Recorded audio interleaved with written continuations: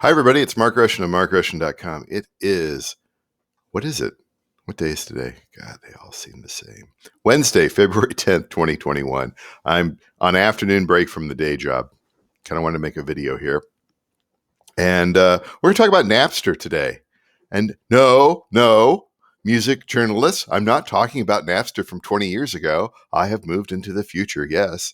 I'm talking about the Rhapsody, which was rebranded Napster probably about 4 or 5 years ago. And we're going to talk a little bit about the history of Rhapsody and not so much about Napster. But Rhapsody slash Napster, the modern day streaming version, is is a service I used for many, many years, as particularly when it was Rhapsody. This is before I had a Spotify account, and before I had a Pandora account, and before I went kind of on a sort of a rotational try out different music services just to see where my catalog is. I always try to subscribe to at least, I think, 4 music streaming services at a time, just so that I know. Well, I mean, there's some that where I consume music. I always have a Spotify account. I've got a Pandora account. I did have Apple Music, but I let it go because I'm getting any action there on the playlists. I had an Amazon Music Unlimited account for one time, but now I still have Amazon Prime. I still have access to that. I don't ever use it. And there's got to be something else out there. Let me see here. Let me look in the never. Oh, YouTube Music. I'm a YouTube Music subscriber for now. No, actually, I got that from YouTube Premium because I have the ad-free YouTube video, so I get the YouTube Music in there in that package, and so that's how I get that. So I've been investigating that. I've also been. Is there anything else here? Yeah, I got rid of Google Play because that went away. What are the other ones out there? I can't get KKBox because I'm outside of the area. And these other ones here, I'm just going through on the other screen here. Various things I track. Again, some of these other services I can't get because I'm not in a particular country. But I was looking out there and I was like, I get a small amount of royalties from Napster. And I thought, it's been a while since I've taken a look out there and I need to heed my advice and sign up for these plans, spend a few months on them, maybe build some playlists, maybe to kind of see how they work and see if they've improved over the years. Check out their customer service, all that sort of stuff. So I'm going to talk a little bit about Napster right now. All right. So, and the main thing is, like I always say, and I try to practice this too, musicians out there or any sound music publishers, you should be checking out the various systems, first of all, to make sure that your recordings are out there. They're presented in the right way. All your releases are out there. This is work. It's work. Oh my gosh, you're going to have to work. What are you going to do that you're not doing gigs? Maybe you could do some of this, right? So Napster, it looks like, oh, wait a second. So yeah, so there's Napster here. It's just like every other service. 30 days free, $9.99 a month for a basic account, $14.99 for a family. And it works on all the things. And let's get over here to the to this little part here where I have not logged in on. And the thing here that killed me. Here's your top 10 songs on Napster, and you got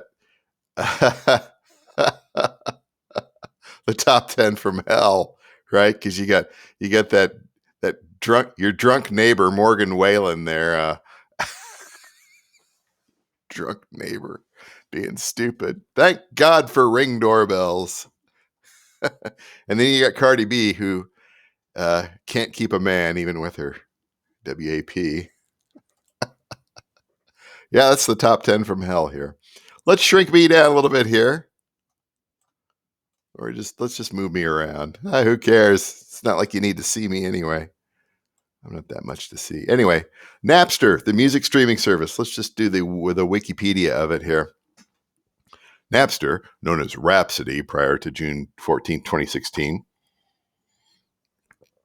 And Yeah, I was a Rhapsody subscriber for, I don't know how long, 7 or 8 years, and I used the service on my little Sony digital Walkmans, which are excellent music recorders. You know, they do you download stuff to them, and they have they had the DRM.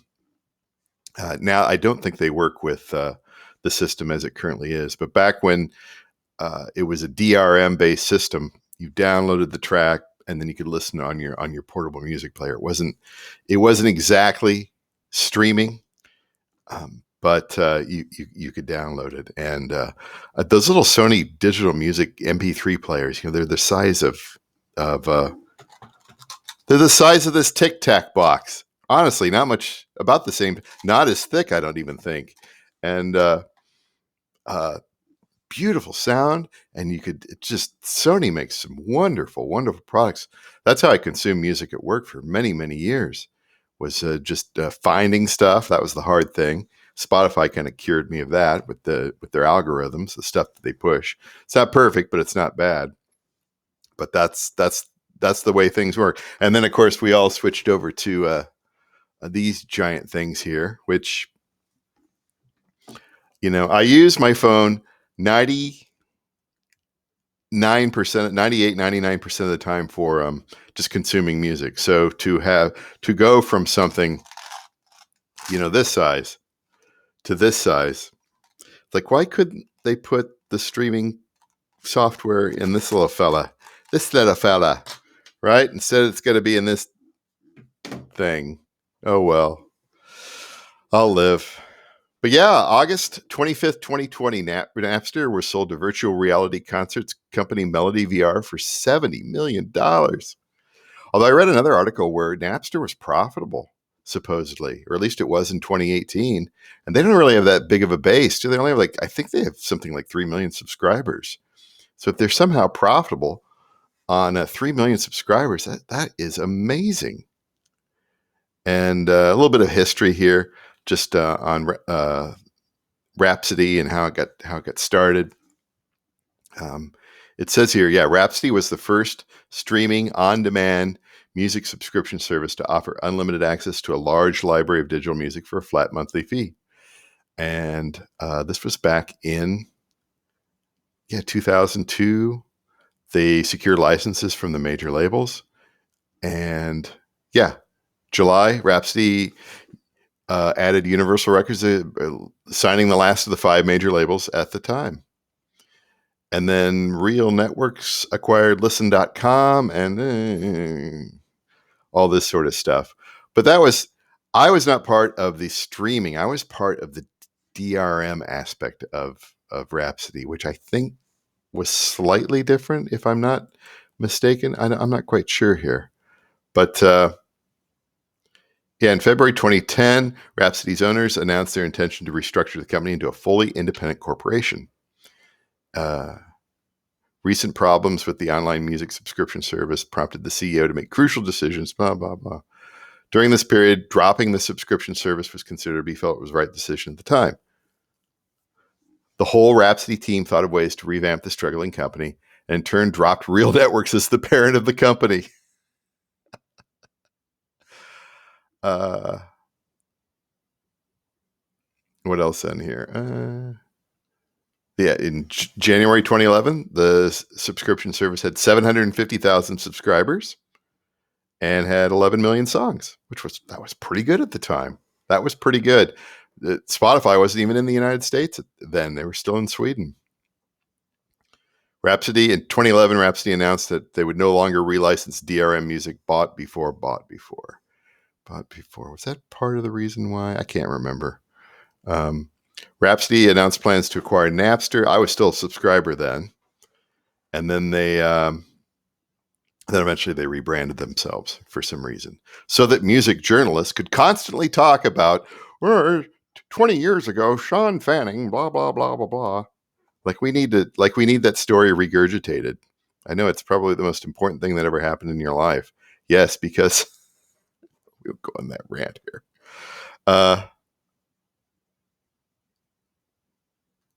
Yeah. So anyway, that's sort of the history of Rhapsody, which was rebranded as Napster. So we'll go back over here.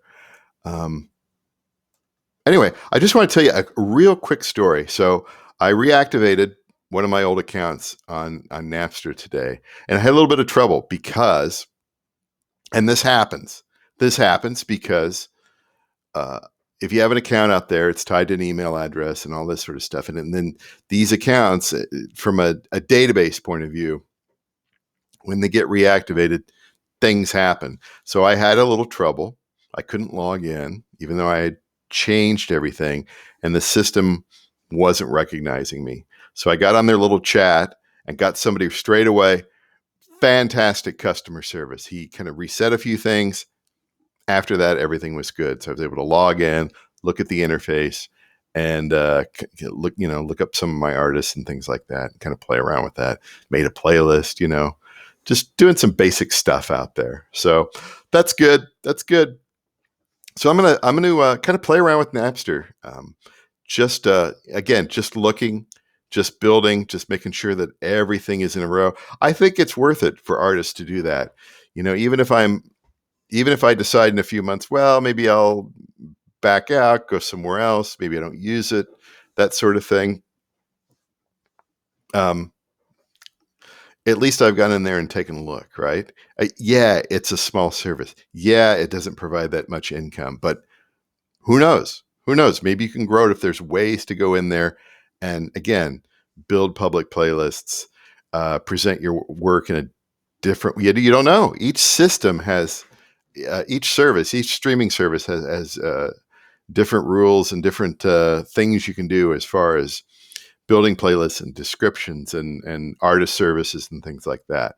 So it's good to know. So I don't know everything. I don't know any. It's been a while since I've had a Napster subscription, so I'm back on it again. I'm a paying customer, and I'm gonna check it out, and I'll probably report back every eventually down the road, perhaps. But it's fun to do. It's fun to do.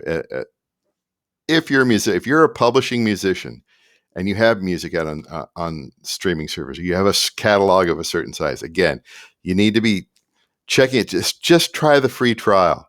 Just try the free. It's not that hard. It's pretty easy. So anyway, that's it for today. Who knows? Might do a late night Russian later. Might not. But just wanted to let everybody know that I'm back on Napster. Napster, yes, yes. And I have many good memories of Rhapsody and Napster before Spotify came along. Uh, they were what I used for many years, and really and again with that little Sony digital Walkman. What an awesome little machine. If you can find those, if you're looking for an MP3 player, I don't think you can do much better than that. I know people love those old iPods and stuff like that, but I was a Sony digital Walkman fan. So I'm rambling now. Talk to you later. Bye.